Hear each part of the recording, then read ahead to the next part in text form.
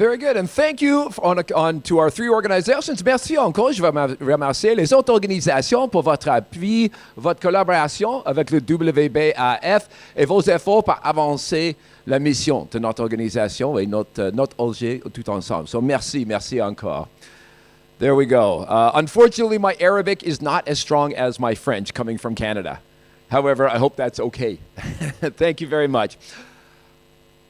There was a time when there was an organization called the G7, and the G7 still exists today. It briefly became the G8 and back to the G7.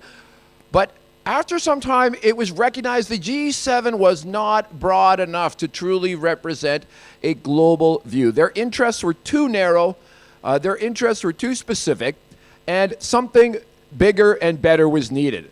And that something bigger and better is the G20. And not only does it represent a broader economic collection of countries and their economic output, but it also represents a broader set of values, a broader set of ideas about how the world does work and how it should work. And those countries came together to discuss how we should move forward as a planet. And within that, a much more robust, a much more active and stronger infrastructure for countries working together came to be. One of the important players within the G20 is the Republic of Turkey. And we now have a representative who comes to us from their General Directorate of Foreign Economic Relations. Now, in 1953, Isaiah Berlin published an essay that said that thinkers are either foxes or hedgehogs. The hedgehog has one big idea, that they focus on that and nothing else. The foxes are able to encompass many different ideas, and I think our next speaker exemplifies that. Because right now, she is the Republic of Turkey's G20 and IMF lead, especially working with the Global Partnership for Financial Inclusion. And this involves digital economy, it involves development issues, it involves financial inclusion, and she has been part of a multi-structured, interrelated way of thinking in her entire career with the Turkish diplomatic service. So we're very excited to have her come and present to us today on these issues. Please welcome Ozlem Oktay from the Republic of Turkey. Thank you.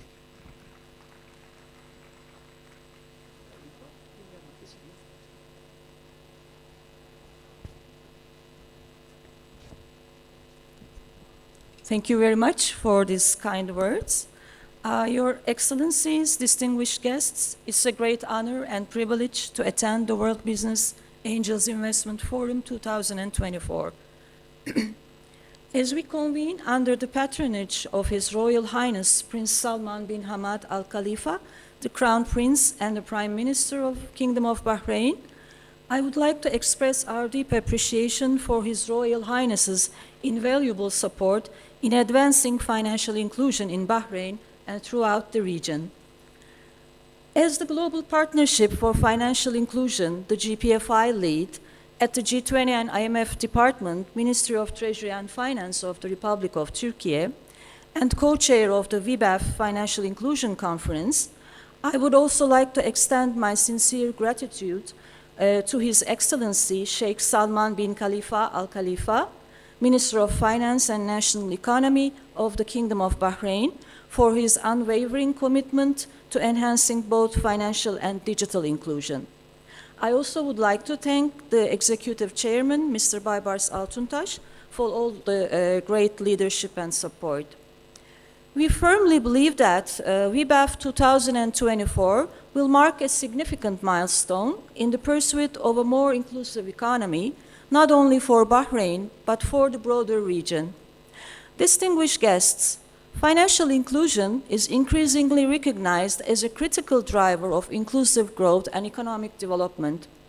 It ensures free access to and use of appropriate products and financial services for individuals and businesses at affordable cost.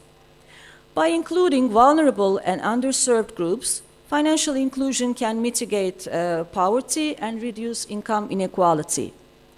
The GPFI has been created in 2010 at the Seoul G20 Summit by the G20 leaders.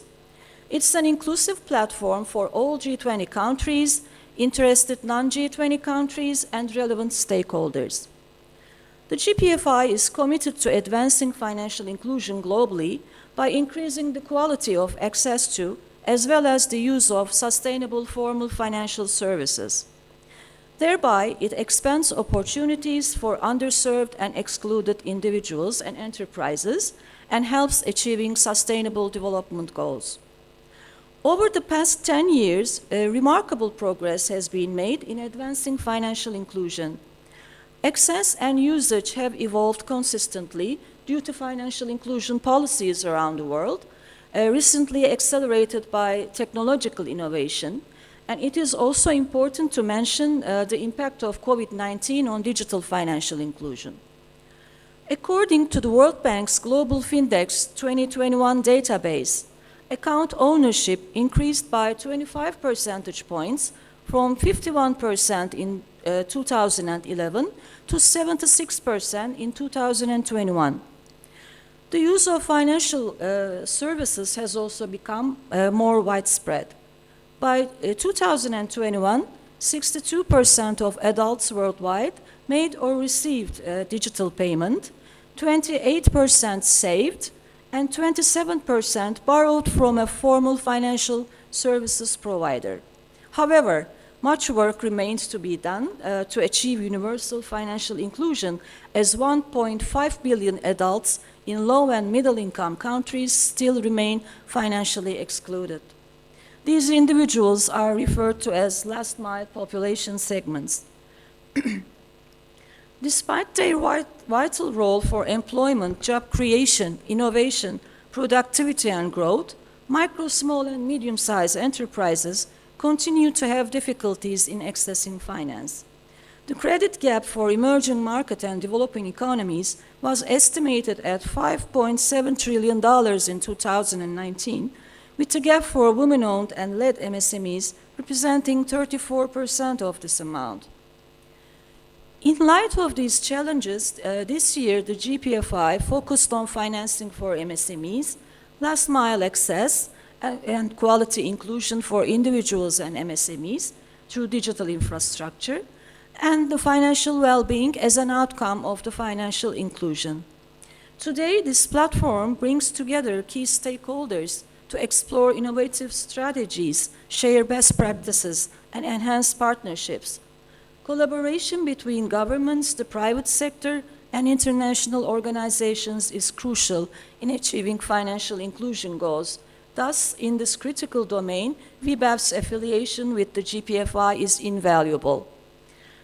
As I conclude, I would like to invite you to join the afternoon session, where I will provide a brief update on G20 working mechanism and the GPFI deliverables for this year under the G20 Brazilian presidency. And I'm confident that this conference will provide invaluable insights for your future endeavors. Thank you very much. Ms. Oktay, thank you so much. We'll look forward to your presentation again in the afternoon. Thank you so much.